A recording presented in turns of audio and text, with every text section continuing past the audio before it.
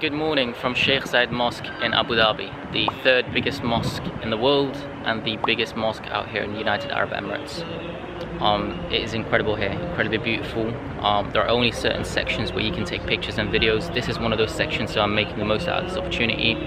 I'm gonna go capture some shots and then I need to go pray Fajr. This is incredible, beautiful, and yeah, I can't wait to show you guys around. Let's go.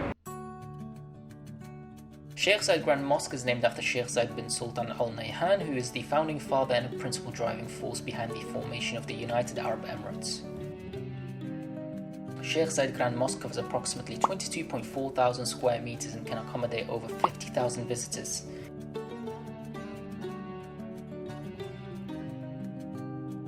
The design includes 407 meter tall minarets, 82 domes of different sizes, 96 columns inside the main prayer hall, and 1,096 columns supporting the arcades. I am late for prayer, so I need to quickly hurry up. But I'll see you guys in a moment.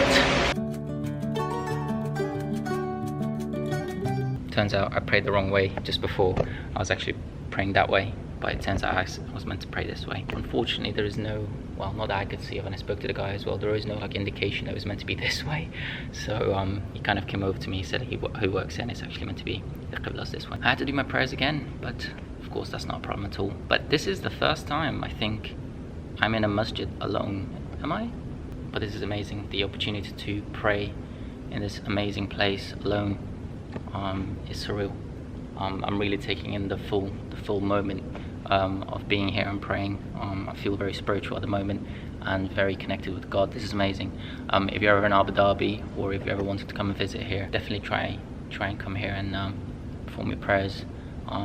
It's amazing. It's a very unique feeling that you get. It's very difficult to put into words, but yeah, it's amazing. So there's a couple of things that you have to bear in mind when you're visiting Sheikh Zayed Mosque. For starters, the outfit that you're wearing, of course, you have to be covered. Secondly, make sure you fill in the form online prior to visiting, unless you love waiting around in long queues. Finally, try and visit the mosque twice. One during the day, early morning when it's quiet, and secondly when it's nighttime, because you get two different vibes from visiting Sheikh Zayed Mosque, of course, from visiting it during the day and at nighttime. Okay, so because I'm here back again at late hours, just before it's about to close, everywhere is pretty much empty. There's people just exiting at the moment.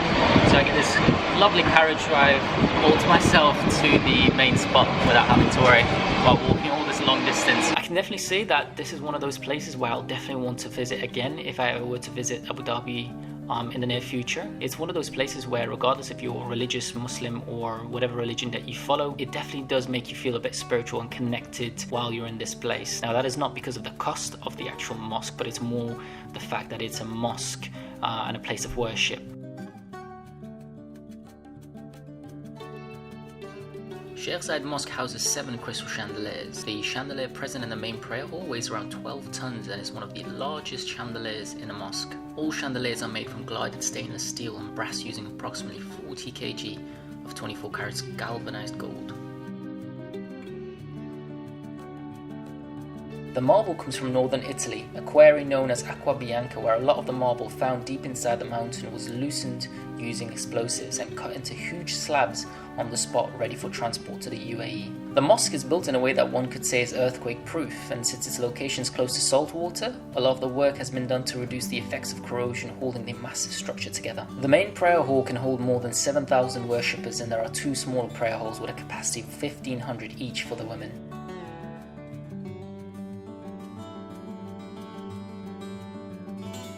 The mosque's architects were British, Italian and Emirati, with design ideas borrowed from parts of Turkey, Morocco, Pakistan and Egypt, amongst other Islamic countries. Over 100,000 tons of Greek and Macedonian marble were used in its construction that took just over a decade to build. The mosque holds a Guinness World Record for the largest hand-woven carpet. The beautiful carpet in the main prayer hall is the world's largest hand-knotted carpet. It took around 8 months to design, 12 months to knot, and 2 months to transport, trim and weave the pieces together for it to be considered a single piece. I think it was one of the best decisions I've made coming back here at night time, because it's really quiet, but also the views and the lighting is amazing here.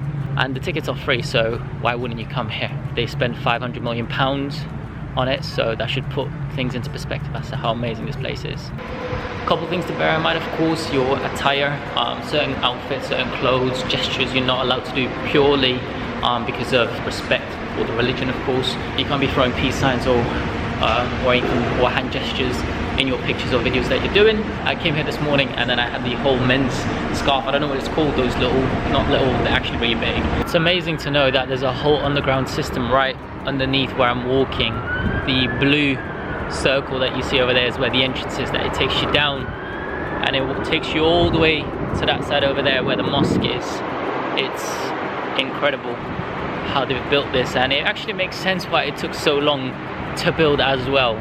You know, 11 years isn't a short amount of time, but it actually, you know, the dots are connecting and it makes sense why they took so long. They take very, very good care of this. Like I said, so many security guards, so many cleaners, so many people driving those little mini cabs taking you up and down. And if you do want to come and visit this place, I highly recommend that you come here either early morning or late at night like I am right now. It's completely quiet. I could take some amazing shots and talk to you guys like I am right now without, you know, background noise. But yeah, just right behind me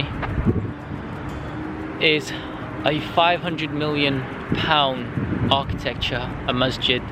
It's incredible. Okay, without further ado, I hope you guys have enjoyed this video. I'm going to be traveling more and more. I can't wait to show you guys where I'm going to next. And I think that's everything from me. Like, comment, subscribe, and I shall see you guys until the next time. Bye.